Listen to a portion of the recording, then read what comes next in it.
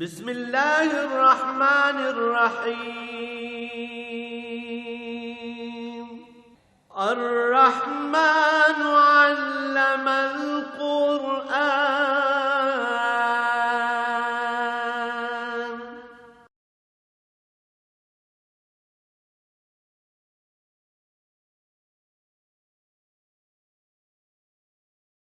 الحمد لله رب العالمين والصلاة والسلام على حبيبه محمد وآله وصحبه أجمعين. أعوذ بالله من الشيطان الرجيم. بسم الله الرحمن الرحيم.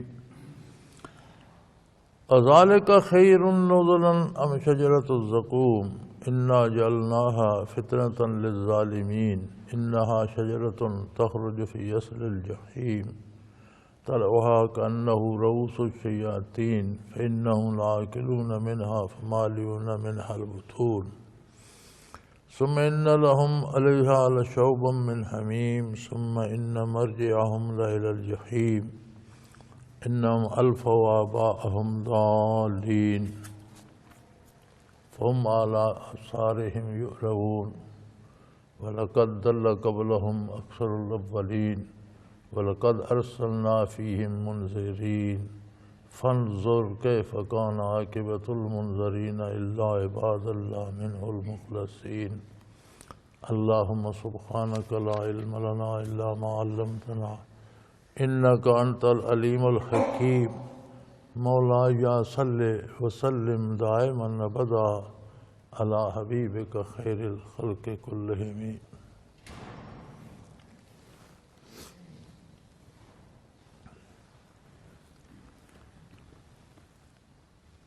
پچھلے رکوع میں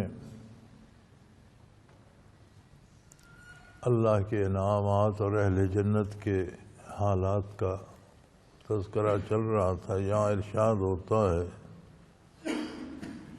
کہ یہ جنت کی مہمانداری اور یہ جنت کی نعمتیں اور یہ عزت و شرف اور اللہ کا کرم اور اللہ کا احسان.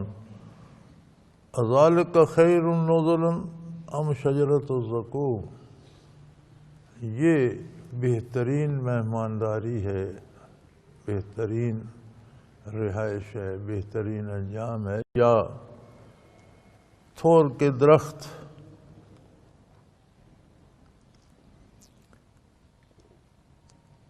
فرمایا یہ تھور کا درخت جو ہے انا جعلناها فتنة للظالمین، ہم نے اسے ظالموں کو سزا دینے کا، ان کی آزمائش کا سبب بنا دیا ہے. دنیا میں بھی بے شمار قسمیں ہیں تھور کی.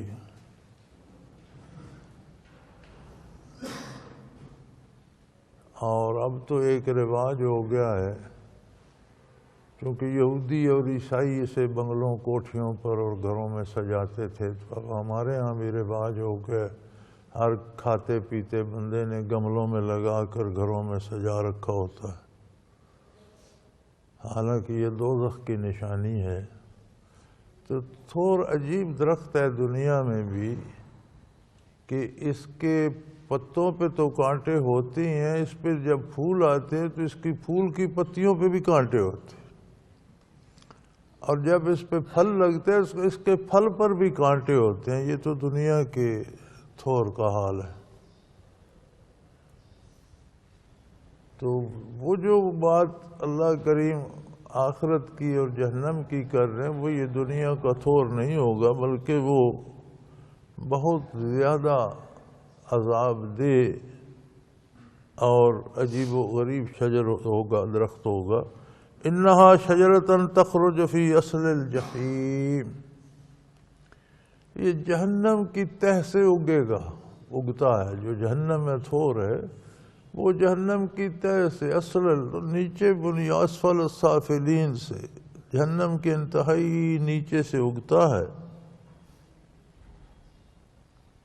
طلعها كأنه رؤوس الشیاطین، اور اس کے خوشے اور شاخیں اور اس کے نکلنے والے شگوفے ایسے ہیں جیسے شیطانوں کے سر ہوں.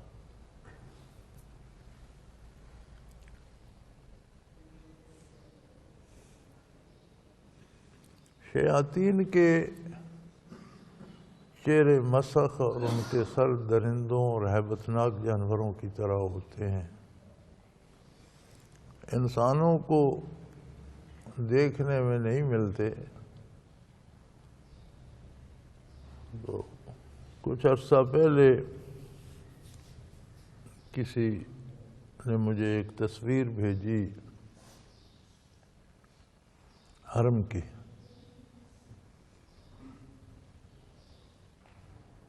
تو ساتھ اس نے لکھا کہ میں نے حرم سے باہر آ کر دوسری چھت کے برآمدے میں کھڑے ہو کر طواف کی اور حرم کی تصویر لینا چاہی تو میرے کیمرے میں بڑی روشنی بھر گئی. تو میں سمجھا کیمرہ جل گیا ہے، لیکن جب وہ تصویریں دیکھیں تو اس میں ایک تصویر آ گئی تھی، یہ فرشتے کی تصویر ہے. تو وہ اونچائی پہ اڑ رہا تھا، بڑی تیزی سے پر حرکت کر رہے تھے. اس کے تصویر بھی مجھے بھیجی تو میں نے اسے لکھا کہ اس کا تو چہرہ بڑا ہیبتناک اور درندوں کی طرح ڈراؤنا چہرہ ہے. یہ تو شیطان ہے، فرشتہ تو نہیں ہے. فرشتوں کے چہرے تو اس طرح کے مکروہ اور ڈراؤنے نہیں ہیں. تو کتے کی طرح شکل ہے اور وہ بھی بگڑی ہوئی ہے اور ہیبتناک ہے. تو حیرت بھی ہوئی کہ مطاف کے اندر شیطان کہاں اٹھتا پھرتا ہے، لیکن پھر سمجھ آئی کہ کافروں کا داخلہ اللہ نے اسی لیے بند کیا تھا کہ حرم میں کافر نہیں جائیں گے تاکہ شیطان بھی داخل نہ ہو سکے. لیکن اب چونکہ سارے جاتے ہیں، قادیانی بھی جاتے ہیں، دوسرے کافر بھی جاتے ہیں، تو جب کافر جاتے ہیں تو شیطان بھی گھس جاتا ہے.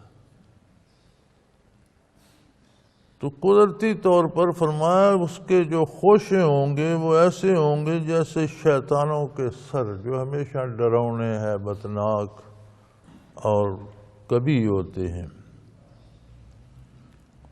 اور پھر مزے کی بات ہے کہ وہ کڑوا بھی ہوگا، پھر اس پر پھولوں پھلوں پر پتوں پر ہر چیز پر کانٹے ہی کانٹے ہیں. پھر وہ کھائیں گے کیوں؟ فرمایا فَإِنَّهُمْ لَآكِلُونَ، انہیں کھانا پڑے گا. إِنَّهُمْ لَآكِلُونَ مِنْهَا، وہی انہیں کھانا ہوگا، انہیں کھانا پڑے گا، وہ اسی میں سے کھائیں گے. اور تھوڑا بہت نہیں کھائیں گے، فَمَالِئُونَ مِنْهَا الْبُطُونَ، پیٹ بھر کے کھائیں گے. یہ سزا ہے انہیں کانٹے بھی چبھیں گے، ان کے زباں پہ بھی زخم ہوں گے، ان کے منہ کے اندر بھی زخم ہوں گے، ان کے گلے سے نہیں اترے گا، گلا چیرتا ہوا جائے گا، ان کے ہاتھوں میں معدے میں بھی زخم کرے گا، لیکن وہ کھائیں گے بھی. یہ سزا ہے ان کی، وہ اسے چھوڑ نہیں سکیں گے، بچ نہیں سکیں گے. پیٹ بھر کے کھائیں گے. فَمَالِئُونَ مِنْهَا الْبُطُونَ، اسی سے پیٹ بھریں گے. ثُمَّ إِنَّ لَهُمْ عَلَيْهَا لَشَوْبًا مِّنْ حَمِيمٍ، پھر ان پر انہیں تھور جہنم کا تھور کھانے کے بعد جس کی شکل بھی ہیبتناک ہوگی، جو زخم بھی کرے گا کانٹے ہی کانٹے، جس کی کڑواہٹ اور تلخی بھی بے پناہ ہوگی، اس سے پیٹ بھر کر پھر انہیں کھولتا ہوا پانی پینے کو دیا جائے گا.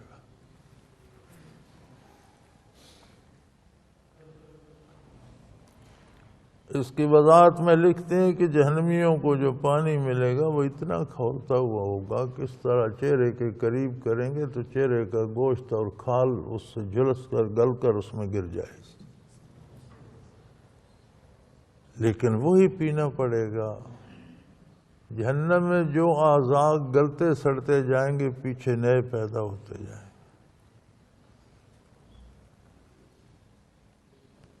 ثُمَّ إِنَّ لَهُمْ عَلَيْهَا لَشَوْبًا مِّنْ حَمِيمٍ، اس پر انہیں پیپ سے بھرا ہوا دوزخیوں کے زخموں کے خون اور پیپ ملا ہوا کھولتا ہوا پانی دیا جائے گا.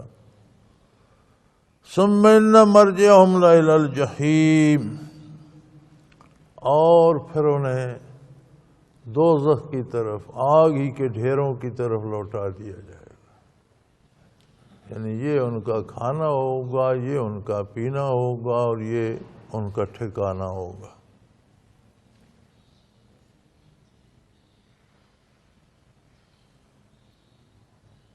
یہ ایسے لوگ تھے جنہوں نے دنیا میں دین کی طرف توجہ نہیں دی، خانہ پوری کی۔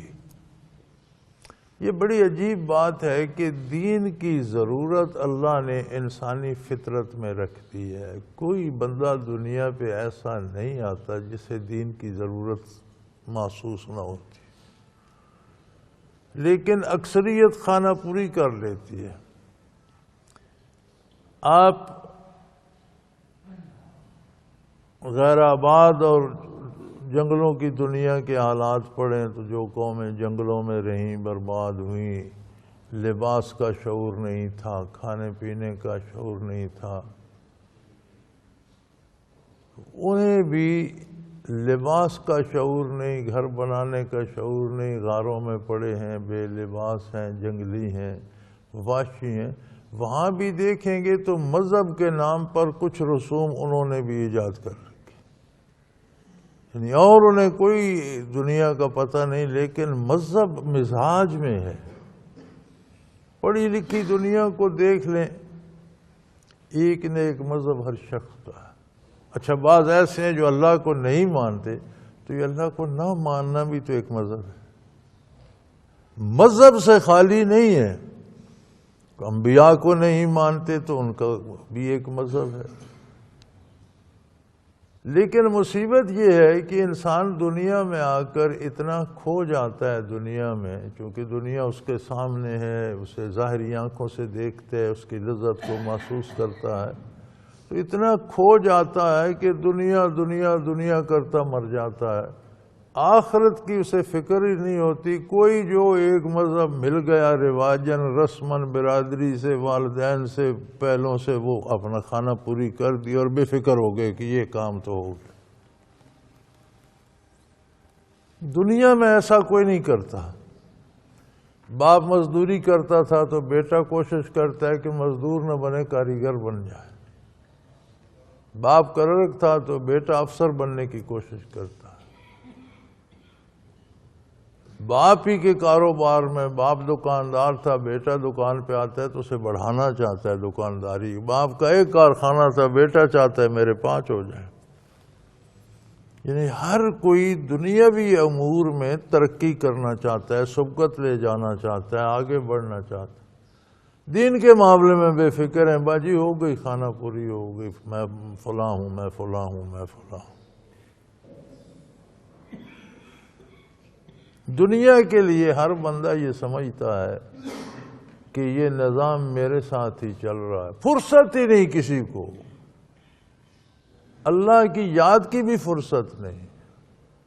فرض نماز ہے، سجدہ کرنے کی فرصت نہیں ہے، وقت نہیں ملتا۔ جی کیا کائنات کو تم چلا رہے ہو، سورج تم طلوع کرتے ہو، ہوائیں تم چلاتے ہو، بارشیں تم برسا رہے ہو، یہ چیزیں لمحہ لمحہ بن بھی رہی ہیں، فنا بھی، یہ تم کر رہے ہو۔ خدا کے بندے، دنیا کا نظام چل رہا ہے، چلتا رہے گا۔ تم نہیں تھے، چل رہا تھا، تم نہیں ہوگے، چلتا رہے گا۔ اپنے لیے، اپنے دائمی گھر کے لیے، اپنے انجام کے لیے بھی کوئی فکر کرو۔ فرمایا یہ ایسے تھے، یہ فکر نہیں کرتے تھے، بلکہ انہوں نے یہ تکلف بھی نہیں کیا۔ انہم الفوا آباءہم ضالین، انہوں نے باپ دادا کو گمراہ پایا، بھٹکا ہوا پایا، راستے سے ہٹا ہوا پایا۔ فہم علی آثارہم یہرعون، تو یہ اندھا دھند ان کے پیچھے دوڑنا شروع ہو گئے۔ مذہب کا ایک خانہ پوری ہو گئی، بس اس پہ مطمئن ہو گئے۔ انہوں نے سوچا ہی نہیں کہ اس کا انجام کیا ہوگا، یہ مذہب کیا ہونا چاہیے، یا اس کائنات کا مالک کون ہے، کس کی اطاعت کی جائے، کس کی عبادت کی جائے، کس کے سامنے رکوع و سجود کرنا ہے، کون ایسی ہستی ہے جس کی غیر مشروط اطاعت لازمی ہوگی۔ یہ انہوں نے تکلف ہی نہیں کیا۔ جو رسومات باپ دادا سے ملی وہ اسی پر دوڑنا شروع ہو۔ اور یہ خاندانی اور آباء و اجداد کی رسومات اتنی مضبوط ہو جاتی ہیں انسانوں کے سامنے کہ آج ہم الحمدللہ مسلمان ہیں، مسلمانوں کے گھروں میں آپ مسلمان آبا و اجداد کے گھروں میں پیدا ہوئے. دنیا میں پہلی آواز بھی ہمارے کان میں اذان کی پڑی. گھر میں نماز روزہ، بازار محلے میں مساجد میں دین دیکھا. لیکن آج بھی ہمارے رواجات اللہ کے احکام پر غالب ہیں. ہمارے مسلمانوں کے بھی شادی کا دیکھ لیں، نکاح کا دیکھ لیں، موت کے وقت، موت تو انتہائی صدمے کی بات ہے نا، وہاں بھی سنت کو پرواہ نہیں کریں گے، رواجات کی ہوگی، لوگ کیا کہیں گے. تو یہ حال تو مسلمانوں کا ہے. تو جو سرے سے کافر تھے وہ رسومات میں کتنے آگے چلے گئے.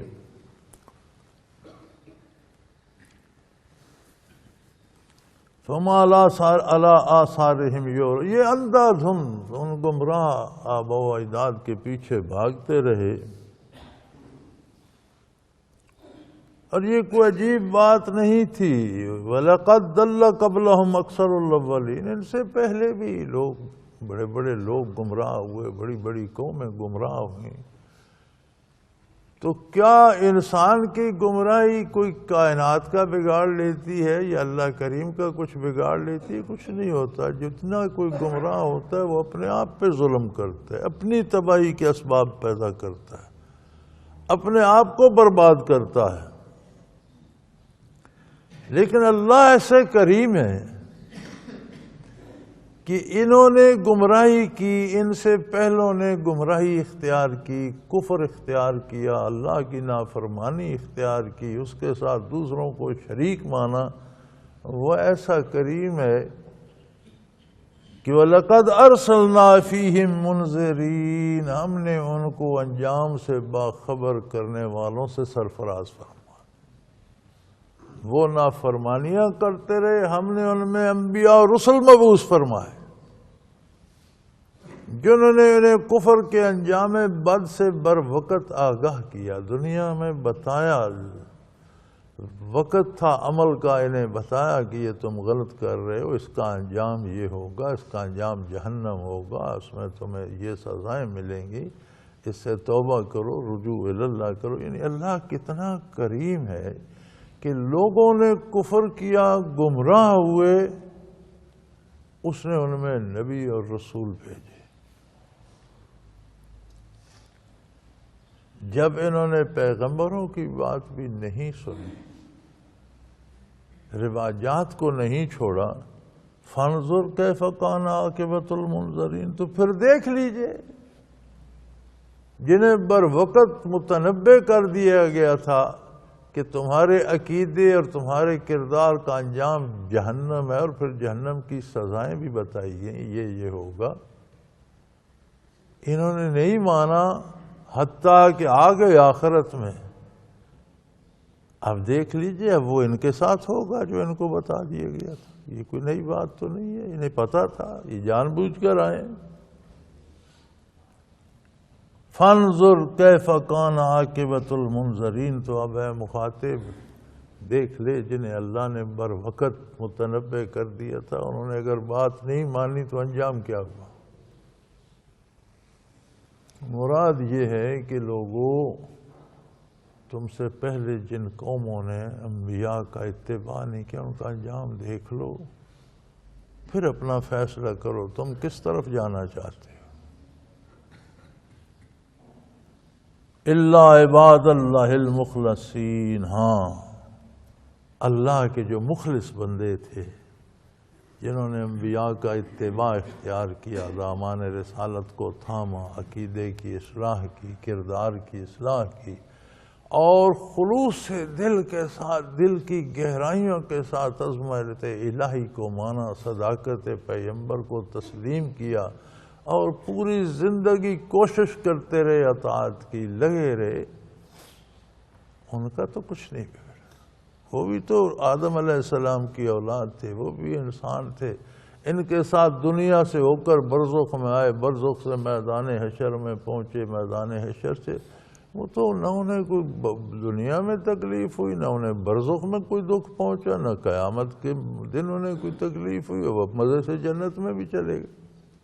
انہی کے ساتھ کے لوگ تھے، آدم علیہ تھی، اسی دنیا میں رہے، وہی ضرورتیں ان کی بھی تھیں، وہی کاروبار ان کے بھی تھے، وہیں انہوں نے بھی گھر بنائے، اولادیں پالی، والدین کی خدمت کی، قوم اور ملک کی خدمت کی، لیکن اللہ کی اطاعت کی حدود کے اندر رہ کر۔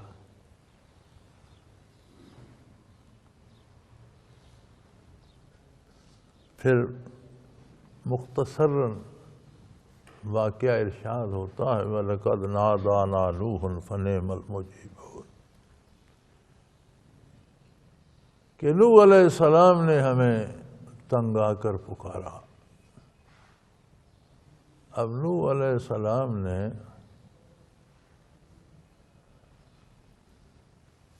ساڑھے 800 سال تبلیغ کی،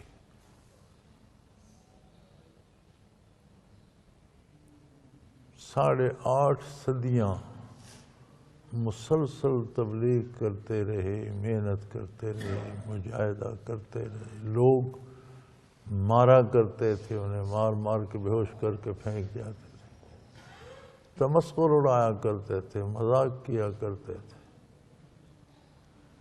لیکن وہ ثابت قدمی سے، مستقل مزاجی سے 850 سال تبلیغ کرتے رہے۔ پھر نا امید ہو گئے، کئی نسلیں ان کے سامنے بیتیں، ہر بندے کی عمر تو اتنی نہیں تھی جتنی نوح علیہ السلام کی تھی، تو ہوں گی طویل عمریں ہوں گی، لیکن نوح علیہ السلام کی عمر تو بہت طویل تھی، 8.5 صدیاں بیت گئیں، نہیں مان کے دیا، تنگ آ کر پھر انہوں نے رب کریم کو پکارا۔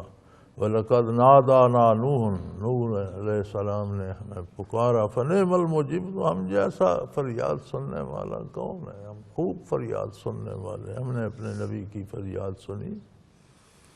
وَنَجَّيْنَاهُ وَأَهْلَهُ مِنَ الْكَرْبِ الْعَظِيمِ، ہم نے انہیں اور ان کے پیروکاروں کو اس عظیم عذاب سے بچا لیا۔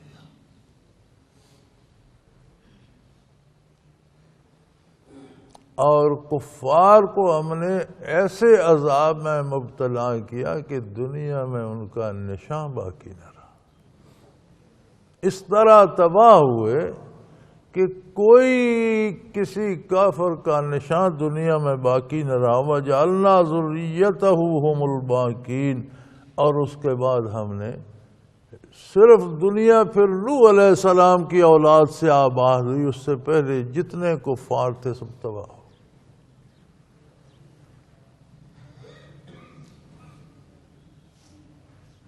وَنَجَّيْنَاهُ وَأَهْلَهُ، انہیں اور ان کی اہل کو، ان کی اہل میں ان کے خاندان بھی کے لوگ بھی تھے، بیٹے بھی تھے، بہویں بھی تھیں، لیکن ان کے ماننے والے بھی تھے۔ تو اہل میں ہم خیال لوگ یا ہم مشرب لوگ یا ہم مسلک لوگ آ جاتے،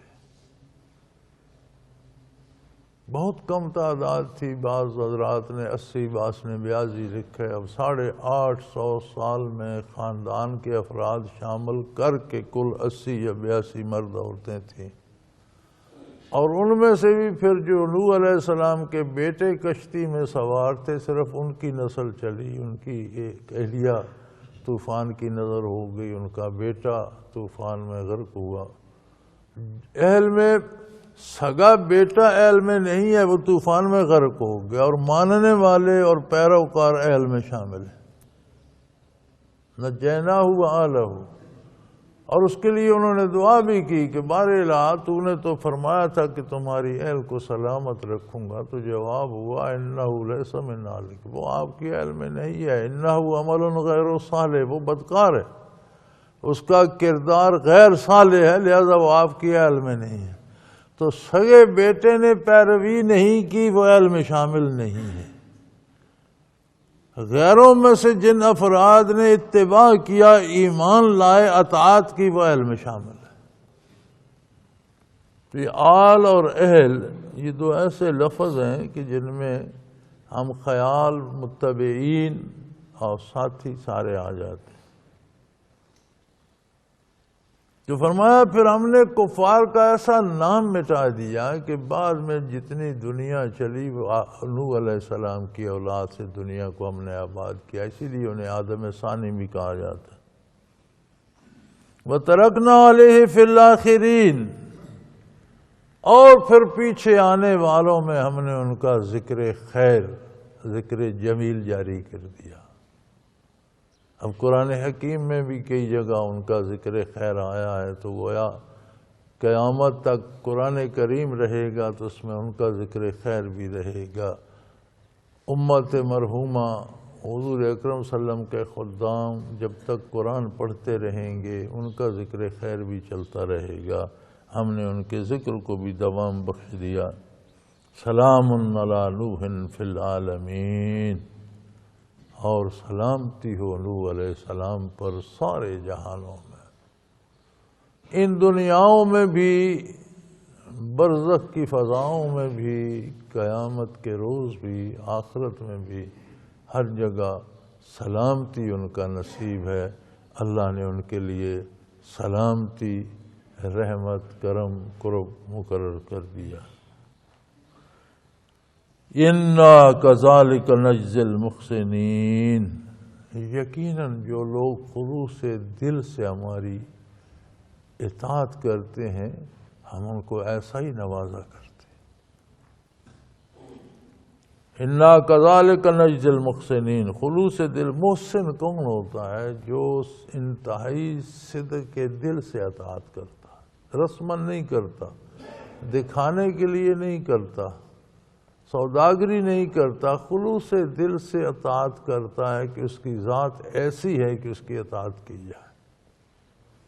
تو فرمایا جو خلوص دل سے اطاعت کرتے ہیں ان کو ہم ایسا ہی نوازا کرتے ہیں، اسی طرح کے انعامات بخشا کرتے ہیں۔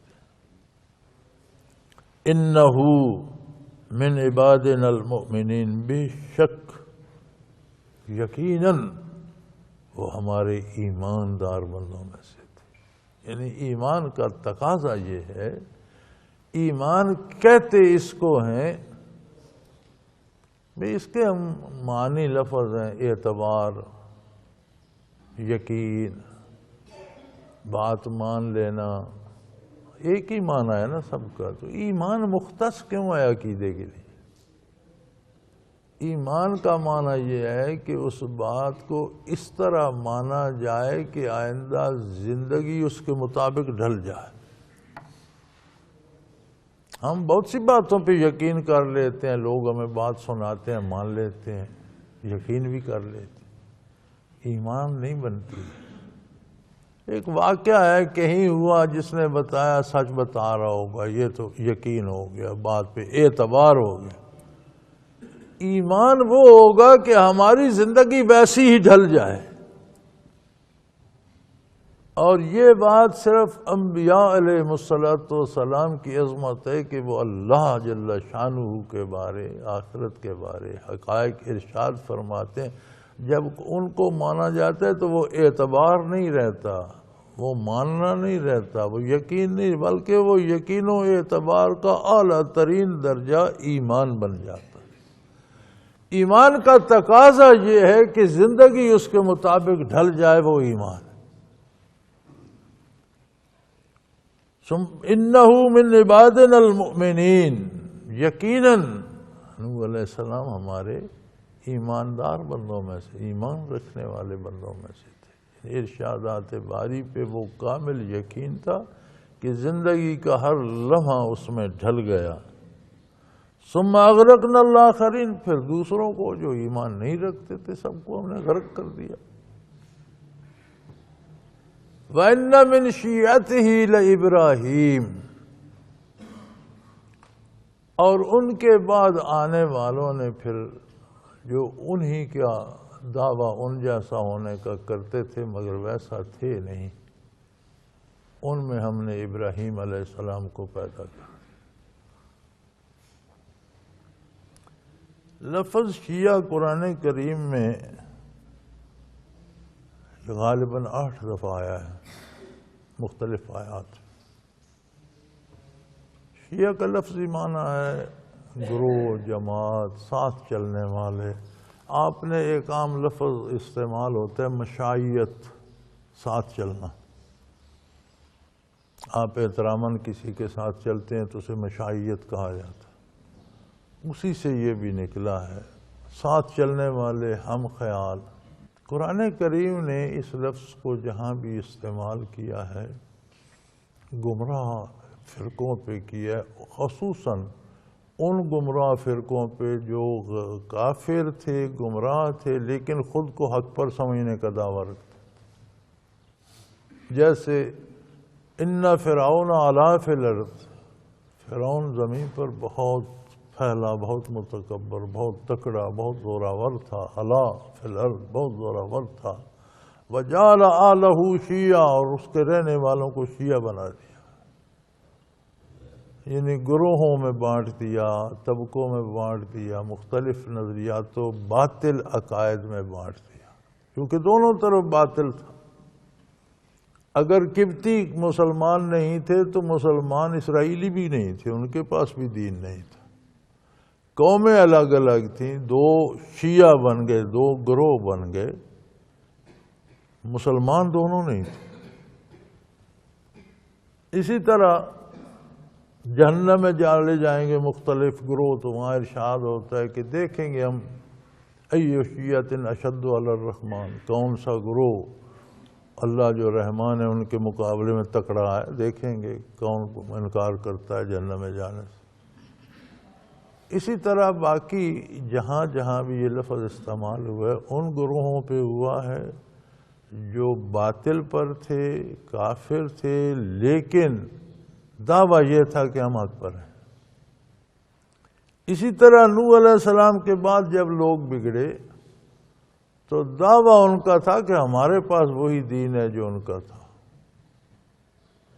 جیسے کفار مکہ، مشرکین مکہ کہتے ہم دین ابراہیمی پر ہیں، یہود کہتے ہم دین ابراہیمی پر ہیں، نصارہ کہتے ہم ہیں.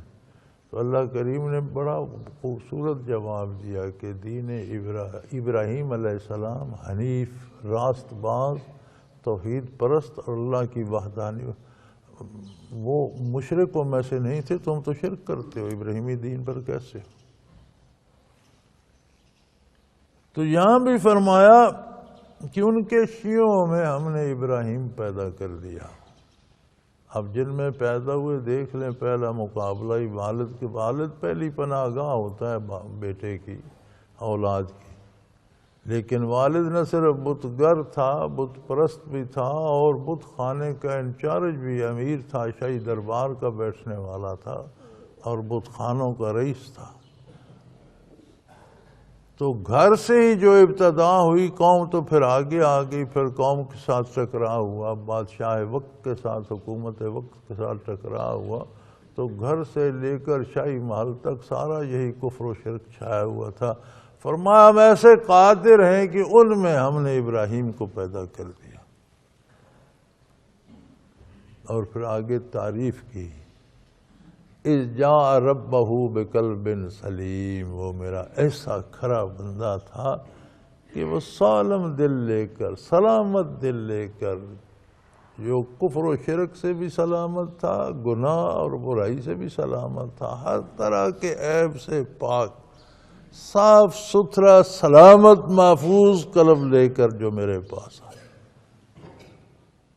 کہ ان کے ارد گرد کتنی برائی تھی، گھر میں بھی کفر و شرک تھا، بت پرستی تھی، علاقے، شہر، قوم، ملک، حکومت تک ہر کوئی بتوں کی پوجا میں لگا ہوا تھا. یہ بڑی عجیب بات ہے، کم از کم یہ فلسفہ میری سمجھ میں نہیں آتا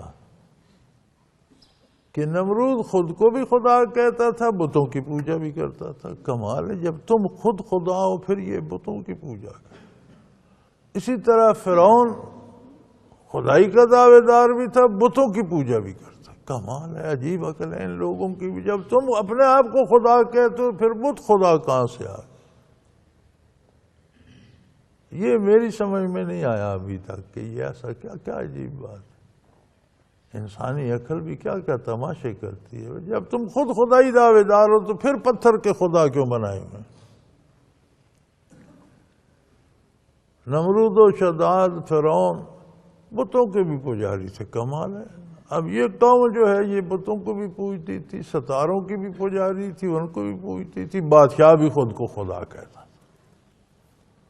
اس کا بھی دعویٰ تھا انا احیی و امیت، میں بھی بندوں کو زندہ کر سکتا ہوں، مار سکتا ہوں۔ ابراہیم علیہ السلام نے جب کہا نا کہ میرا رب تو زندگی دیتا ہے، موت دیتا ہے، اس نے 2 قیدی بلوائے، ایک کو چھوڑ دیا، ایک کو قتل کرا دیا، کہنے لگا میں بھی زندگی اور موت دینے پہ قادر ہوں، اسے میں نے زندگی دے دی، اسے موت دے۔ تو آپ نے فرمایا میرا رب وہ ہے جو سورج کو مشرق سے نکالتا ہے، اگر تم رب ہو تو اسے مغرب سے نکالو۔ فبہت الذی کفر، تو بو کھلا گیا۔ انہوں نے فرمایا تم نہیں تھے، تم سے پہلے سے یہ نظام میرے رب کا ہے، تمہارے آباء و اجداد بھی نہیں تھے تب سے، اور ہمیشہ یہ سورج مشرق سے نکل رہا ہے، یہ تو رب کا نظام، اگر تم رب ہو تو اسے مغرب سے نکالو۔ یہاں علماء لکھتے ہیں کہ وہ کہہ تو سکتا تھا کہ تم اپنے رب سے کہو مغرب سے نکالے، لیکن وہ اتنا مبہوت ہوا کہ اگر میں نے کہا تو یہ تو ہے تو سچا، اس کا رب تو مغرب سے بھی طلوع کر دے گا۔ لاجواب ہو گیا، مبہوت ہو گیا۔ تو فرمایا ان من شیعتہ لابراہیم، ان کی پیروی کا دعویٰ رکھنے والے گمراہ گروہوں میں ہم نے ابراہیم کو پیدا کیا۔ اذ جاء ربہ بقلب سلیم، اس ساری کفر و شرک کی غلاظت سے وہ قلب سلیم لے کر میری بارگاہ میں آئے، اس ساری تاریکیوں سے، ان ساری غلاظتوں سے، ان سارے کفر و شرک سے پاک صاف سالم دل لے کر آئے۔ اب ان کا واقعہ بھی سن لیجئے۔ اذ قال لأبیہ وقومہ ماذا تعبدون، انہوں نے والد سے بھی کہا اور قوم سے بھی کہا یہ تم کس کی پوجا کر رہے ہو، کس کی عبادت کر رہے ہو؟ یعنی عجیب بات ہے کہ لکڑی پتھر کوئی چیز لے کر اسے تراشنا شروع کر دیتے ہو، اس کے اوپر پاؤں رکھ کر چھینیاں چلاتے ہو، گھڑتے ہو، جیسا دل ہے اس کی شکل بناتے ہو، انسانی بناؤ یا کتے کی بنا دو یا جانور کی بنا دو، وہ سی نہیں کرتا، تم جس شکل میں چاہتے ہو ڈھالتے ہو۔ پتھر ہے وہ بیچارہ پٹتا رہتا ہے، ٹوٹتا رہتا ہے ایک شکل میں، پھر تم اسے خدا مان لیتے ہو۔ ساری طاقتیں اس میں، کائنات کو یہ چلائے، وہ اپنے آپ کو نہیں بچا سکتا، اسے اگر تم دیوار میں چن دو وہاں لگ جائے گا، باتھ روم کے فرش پہ لگا دو وہاں لگ جائے گا، مکان میں رہائشی میں لگا دو، اس کا کیا ہے؟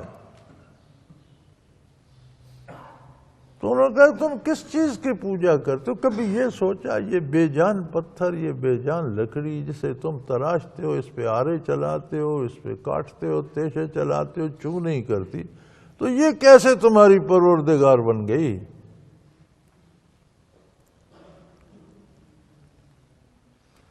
افکن آلہۃ دون اللہ تریدون، تم اللہ کے سوا جھوٹے معبود بنا کر ان کی پوجا کرنا چاہتے ہو، باتیں گھڑ گھڑ کر۔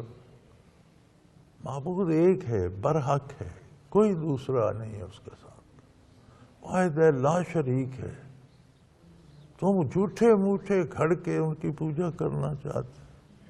فما ظنکم برب العالمین، اگر یہ خدا ہیں تو جو اس ساری کائنات کو چلا رہا ہے پھر وہ کون ہے؟ اس کے بارے کیا خیال ہے؟ ان کو جس نے پیدا کیا، پتھر کو اس کی خصوصیات دی، لکڑی کو جس نے زمین سے پودا پیدا کر کے اتنا بڑا درخت بنایا جسے تم کاٹ کے لایا اور یہ تم نے بنا لی چیزیں، تو اسے کس نے پیدا کیا؟ کس نے اسے پودے سے پودا بنایا، پودے سے درخت بنایا، اس میں یہ خصوصیات رکھی؟ وہ جو کائنات کو چلا رہا ہے، ہر ایک ذرے میں حیات ہے جسے اس نے دی ہے، ہر ذرے پہ فنا آ رہی ہے، وہ جو نظام کائنات کو چلا رہا ہے اس کے بارے کیا خیال ہے تمہارا؟ اگر خدا یہ ہیں، پوجا ان کی ہونی ہے، تو اس کی عظمت کہاں گئی؟ تم اللہ کے بارے کیا سوچتے ہو؟ چنانچہ ان کا ایک تہوار آ گیا عید کی طرح وہ مناتے تھے، ان کا رواج تھا کہ طرح طرح کے کھانے عید کی طرح پکاتے۔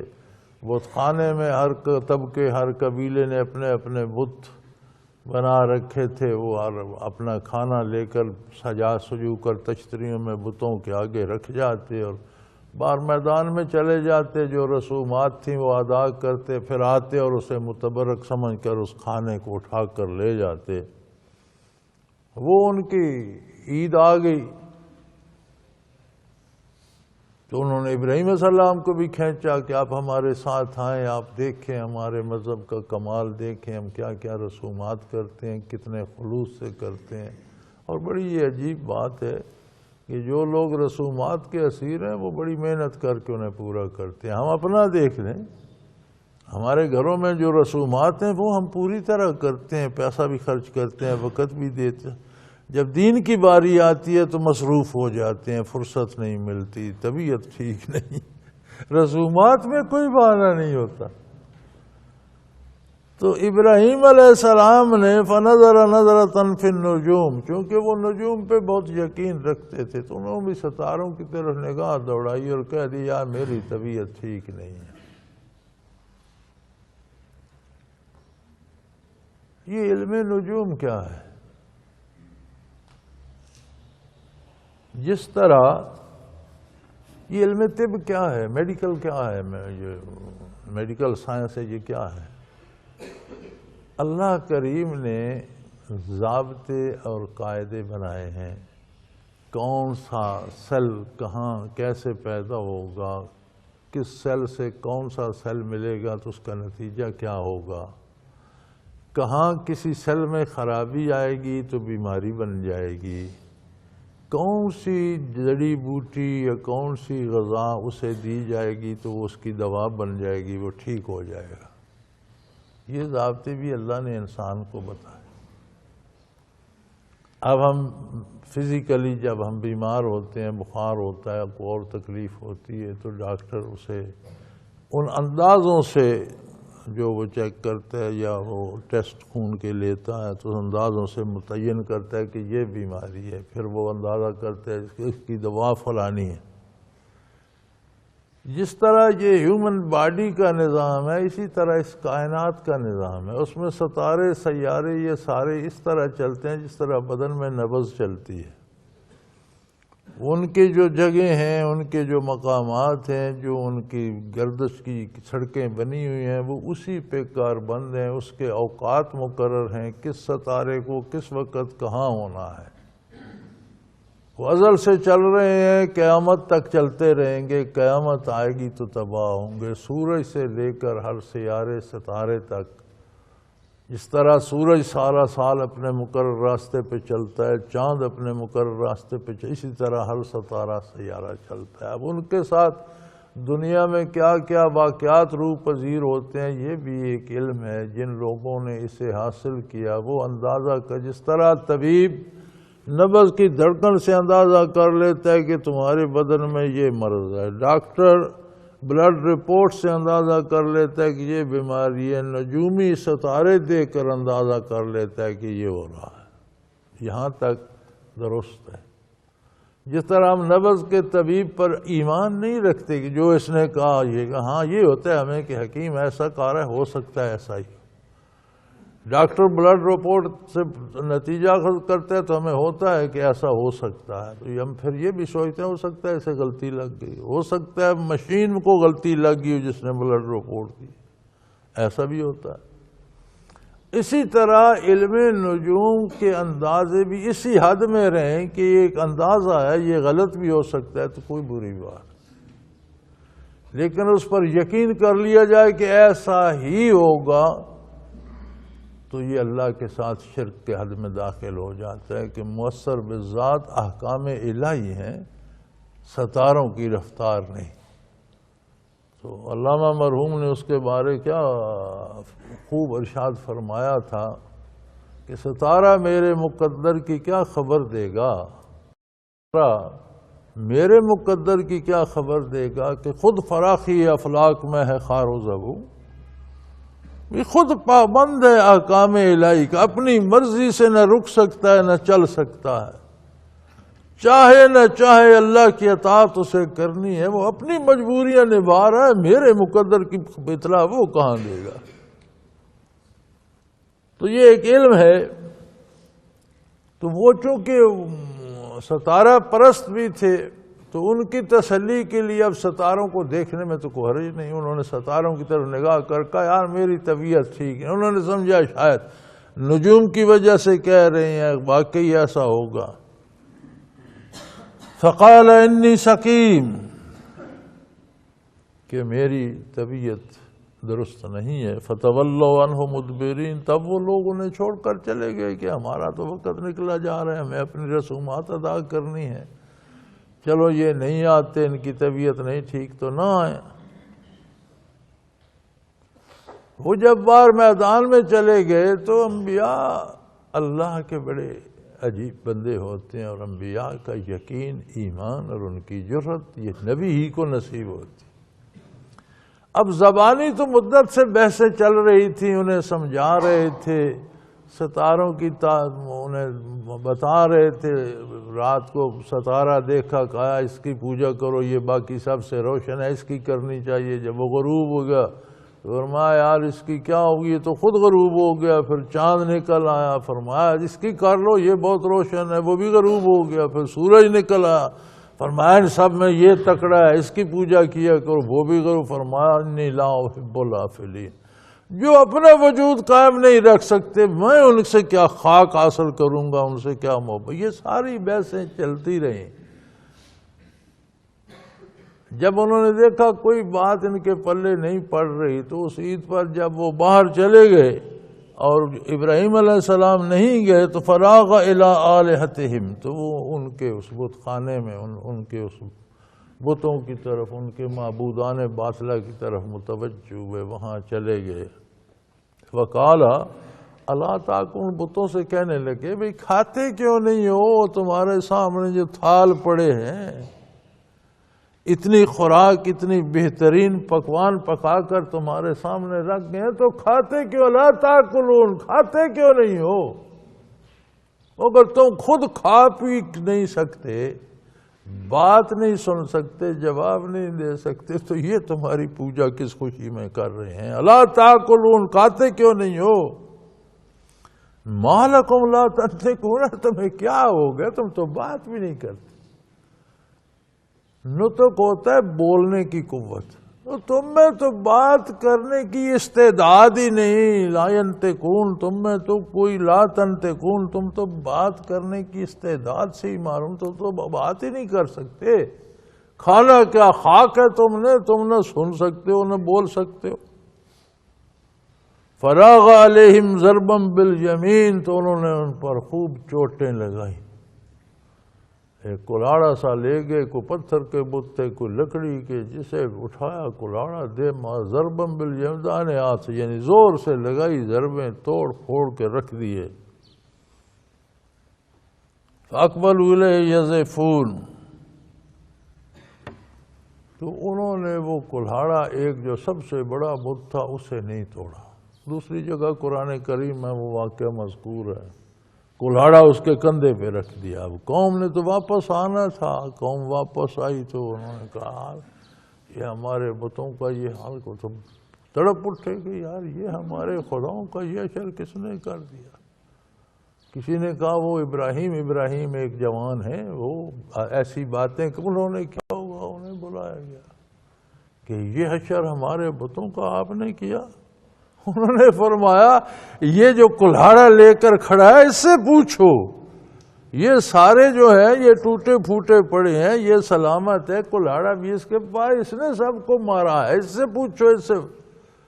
تو بیچارے پریشان ہو کہنے لگے تمہیں تو پتہ ہے یہ بات تو نہیں کر سکتے۔ تو اس نے کہا لعنت ہو تم پر، تف ہے تم پر اور تمہاری، جو یہ بتا نہیں سکتے ہمیں کس نے مارا توڑا، یہ نہیں بتا سکتا میں نے نہیں توڑے، انہوں نے تو ان کی پوجا کس خوشی میں کرتے۔ جب وہ واپس آئے بڑے ناراض ہوئے، پھر یہ تحقیق ہوئی اور کہنے لگے ابراہیم علیہ السلام نے قالا تعبدون ما تنحتون، یار جن کو تم خود تراشتے ہو یہ سوچو کہ اس پتھر پر اوپر چڑھ کر بیٹھ جاتے ہو، چھینی ہتھوڑوں سے اسے کوٹتے رہتے ہو تو وہ چوں نہیں کرتا، جب گھڑ مڑ کے اس کا انسانی حولہ بنا تو پھر وہ عبادت کے لائق ہو جاتے، اس میں ساری طاقتیں آ جاتی، اور جب تمہارے سامنے نہیں بولا تو جس نے توڑا ہے اس کے سامنے بھی اس نے چوں نہیں کی، اس میں اب تو تمہارے عقیدے کو، اب تو اس میں خدائی طاقتیں تھی، اب تو یہ اپنا دفاع تو کر لیتا، تو یہ اپنے آپ کو نہیں بچا سکا، تمہارے کس کام آئے گا؟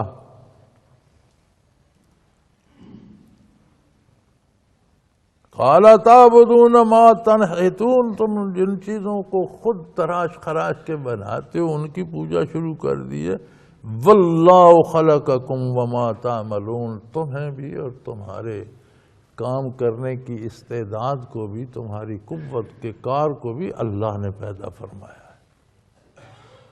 وہ واحد لا شریک، وہی کائنات کا خالق و مالک ہے جس نے تمہیں بھی، تمہیں قوت کار بھی دی ہے۔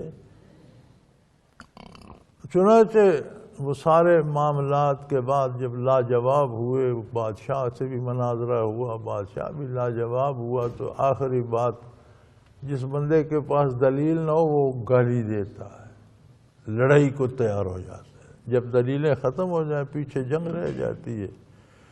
جب لاجواب ہوئے تو انہوں نے کہا بہت بڑی بلند عمارت بناؤ، قالوا ابنوا لہ بنیانا، بہت ان کے لیے بہت اونچا کوئی مینار، کوئی عمارت اونچی بناؤ اور نیچے آگ جلا کر انہیں دھکا دے کر آگ میں پھینک دو، وَأَلْقُوهُ فِي الْجَحِيمِ، انہیں بہت بڑی دہکتی ہوئی آگ میں پھینک دو۔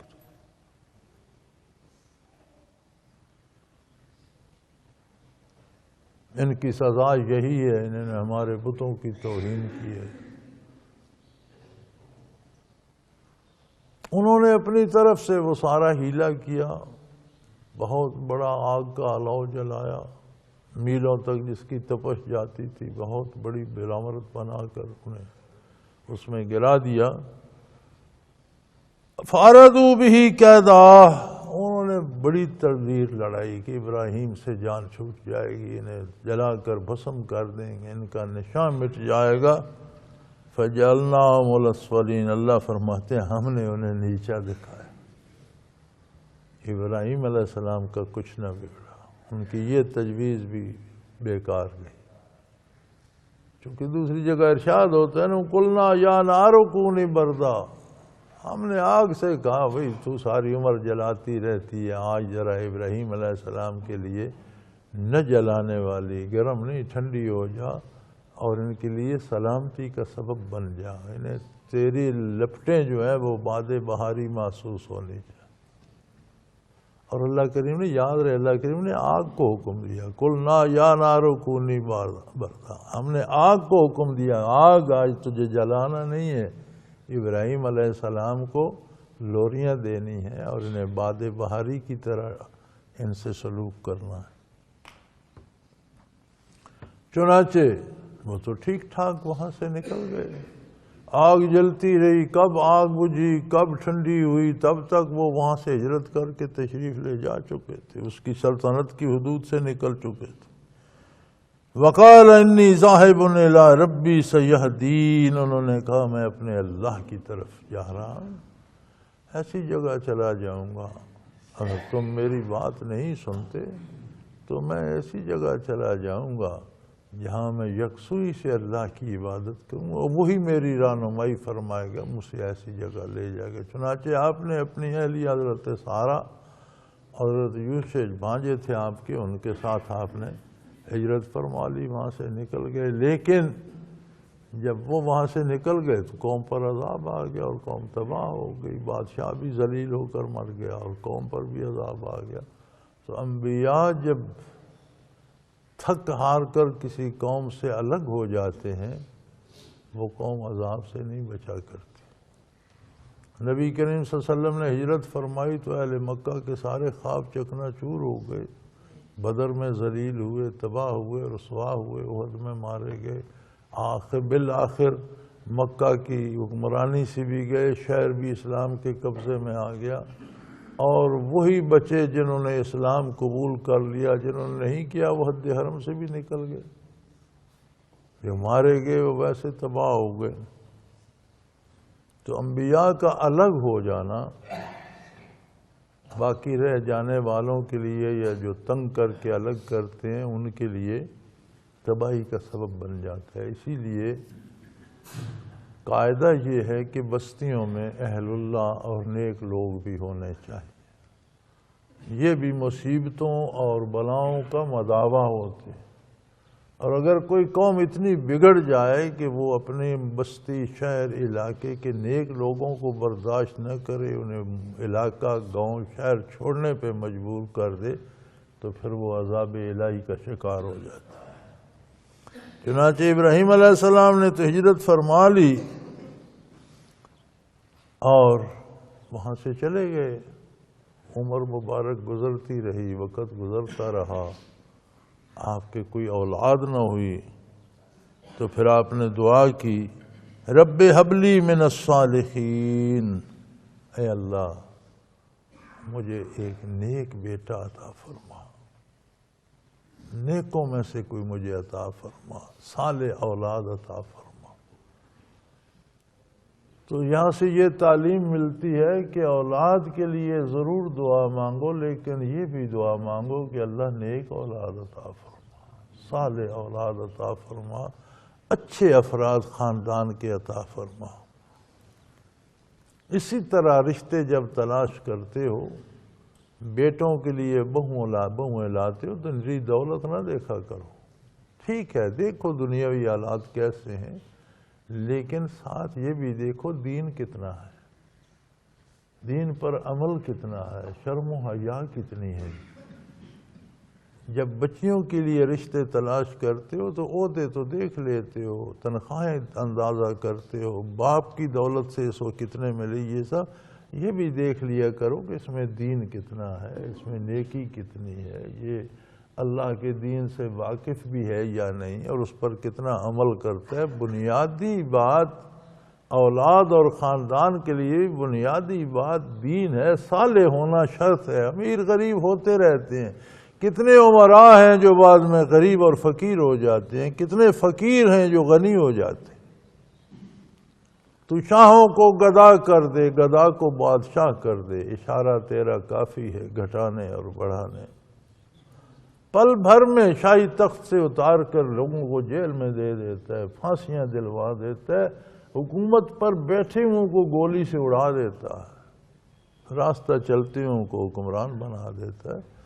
دنیا کا آنا جانا جو ہے وہ اتنا اہم نہیں ہے، ضرور دنیا دیکھی جانی چاہیے، لیکن دین بنیادی بات ہے جسے ہم بہت کم دیکھتے ہیں۔ تو انہوں نے دعا تو کی اولاد کے لیے، لیکن فرمایا رب ہب لی من الصالحین، اللہ مجھے صالح اولاد عطا فرما، نیک اولاد عطا فرما۔